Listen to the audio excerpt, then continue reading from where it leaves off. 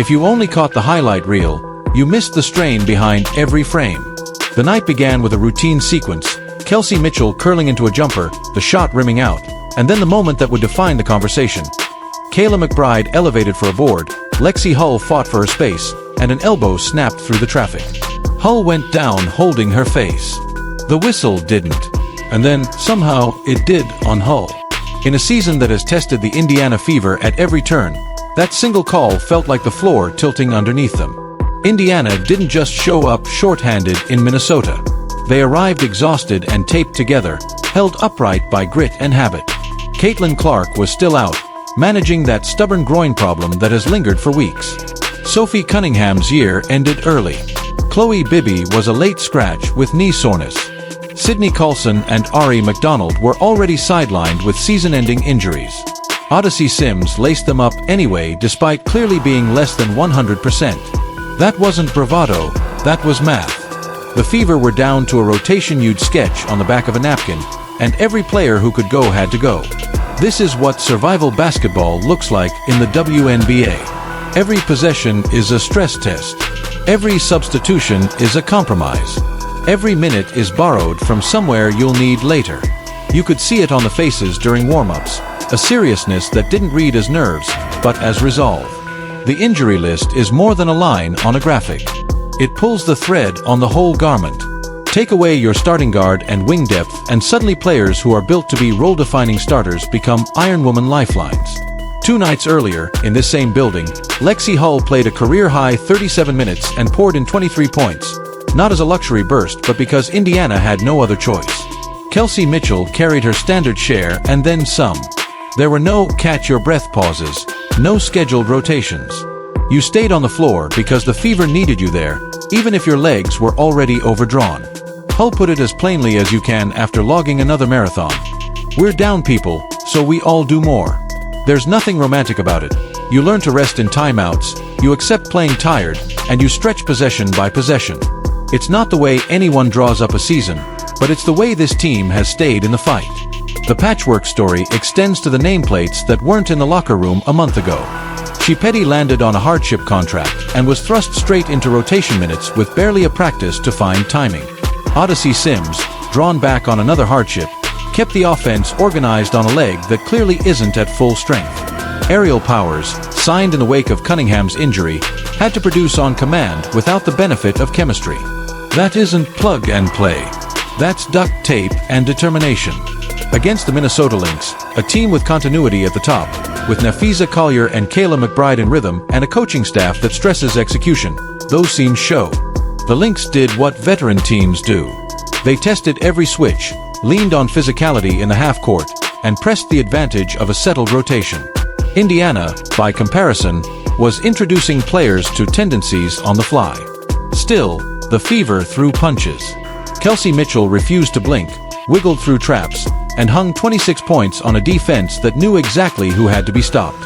She's been Indiana's lifeline all season and played like it again, a burst of relentless scoring that kept the Fever within striking distance longer than most teams could manage with that many key players in street clothes. Aaliyah Boston did the heavy lifting in the paint, as she always does, absorbing double teams, fighting for space, cleaning the glass until the final horn. Her presence is a quiet anchor in a season that hasn't given her much quiet to work with.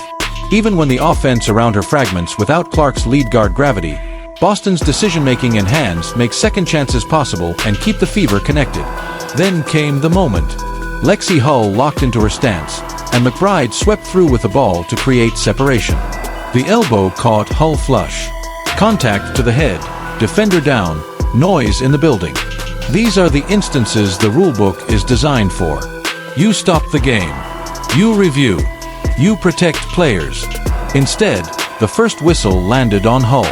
The player who absorbed the shot became the player penalized for it.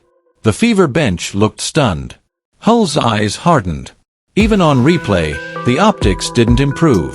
To their credit, the officials did review it. To their discredit, the adjustment stopped well short of accountability. They found a technical. They moved a piece on the board. But the decision never fully named what everyone could see. The elbow connected. The defender went down. The contact belonged to the offensive player. If you're going to emphasize player safety, And the league says it does. You can't half-solve a head contact sequence in a game this physical. Fans lost it online because they've seen the pattern. One-off mistakes turn into trend lines when the same team keeps ending up on the wrong side of the whistle. It isn't that the Fever never foul. It's that too many borderline calls break against them while too much contact in their direction is absorbed into the flow. In a season heavy with injuries, that isn't just a scoring issue. That's a safety issue. If opponents sense they can lean and clear with impunity and the whistle will swallow the moment, you invite more of the same. Physicality isn't a villain on its own. The best teams in the postseason make you feel them. But the officials are the guardrail between hard basketball and dangerous basketball. On this night, that guardrail felt optional. Bumps on one end were play on. Comparable bumps on the other end turned into whistles. Stephanie White didn't throw a match on the post-game microphone, but she didn't have to. Anyone who watched could feel the tone of the game.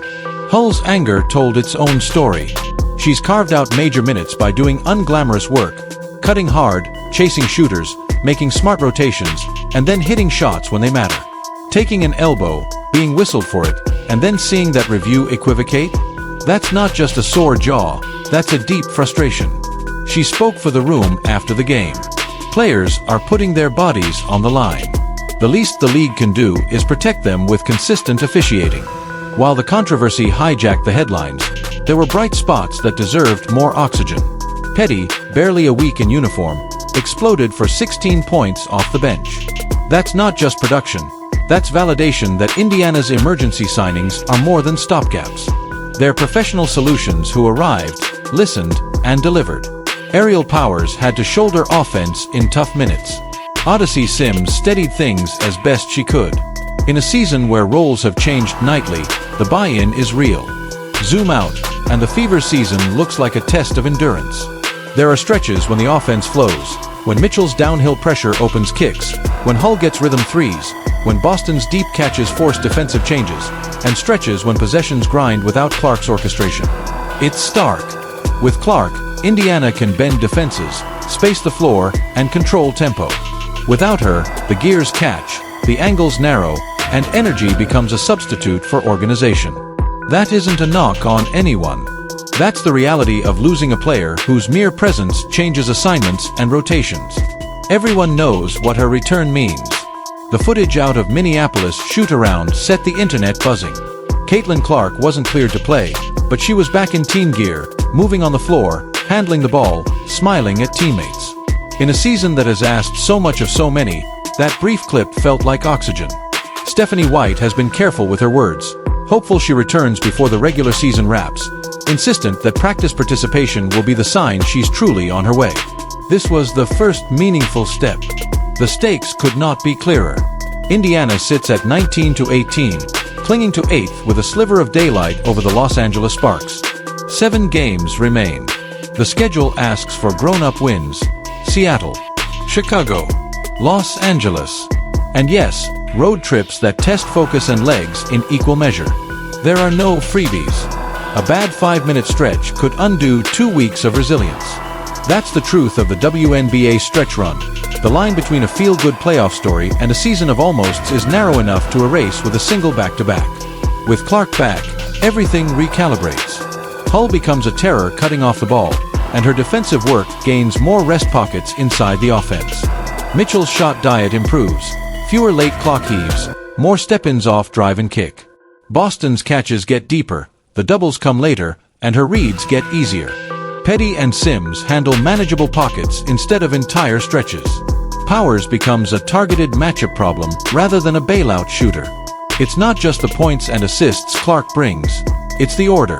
That's why every clip of her dribbling in a sweater draws hundreds of thousands of views. That's why fans zoom in on body language and foot placement and every detail in a 15-second social post. The Fever know what she means. Their opponents know what she means. The league knows what she means. A healthy Clark shifts a one-game playoff from unwinnable to unwelcome. No top seed is eager to see a rested star drop into a one-and-done scenario with nothing to lose. If this sounds like a lot for a franchise to carry, that's because it is. And still, they carry it. Mitchell keeps stacking big nights. Boston keeps doing the hard things on the interior. Hull keeps chasing and cutting and, lately, scoring. The hardship signings keep contributing. The coaching staff keeps finding alignments that squeeze out another few minutes of good basketball. It's not perfect. It's not clean. But it's alive. Which brings us back to the officiating. Not because this team wants to hide behind it, but because it matters when games turn into trench wars. WNBA rules are explicit about contact to the head and neck area. A swing through that hits the face can, and often should, be upgraded to a flagrant 1 if it's judged unnecessary, or a flagrant 2 if it's excessive and violent. The review center exists to help referee crews apply that standard consistently. On the play in question, the outcome felt split, an acknowledgement that something happened without the appropriate assignment of responsibility. In a vacuum, that's frustrating. In the context of a season full of bodies on the floor and whistles that tilt, it's infuriating. The league doesn't need a public flogging of any crew. It needs assurance that the guardrails aren't optional. A simple public report that explains complex calls and a recommitment to the points of emphasis on freedom of movement and player safety would go a long way. Coaches and players understand that a physical league requires physical games. What they need to trust is that the line is the same on both ends. Indiana's players shouldn't have to be perfect to get a fair whistle. They should be able to play hard defense without bracing for an elbow. They should be rewarded for verticality and punished for clearances with forearms. They should not be asked to accept play through it as a substitute for protection when half the roster is already in rehab. The Fever aren't asking for charity, they're asking for consistency. If there's a silver lining to the controversy, it's that it overshadowed a punchy performance from a skeleton crew. Mitchell's 26 kept Indiana within reach until fatigue crept in. Petty's 16 were a jolt the box score doesn't fully capture. Powers fought for tough baskets. Sims kept the train on the tracks. Boston's rebounding created life where there was none. Hull, even after the hit, stayed combative. This wasn't a team that folded. This was a team that took a shot and swung back. They've been doing that all summer. The Fever started the year with modest external expectations and turned themselves into a pesky, potential 8th seed with a top-end ceiling when whole. That isn't an accident. That's development and buy-in. The league has felt it. The average attention on Indiana's games has climbed steadily, and fans have noticed how different this team looks when the pieces are in place. There's urgency now. 7 games to hold serve. 7 games until hope either becomes a bracket or a lesson. The sparks are charging. The sky have stabilized. The Storm look like they could beat anyone if they feel like it, and will punish anyone who doesn't. Somewhere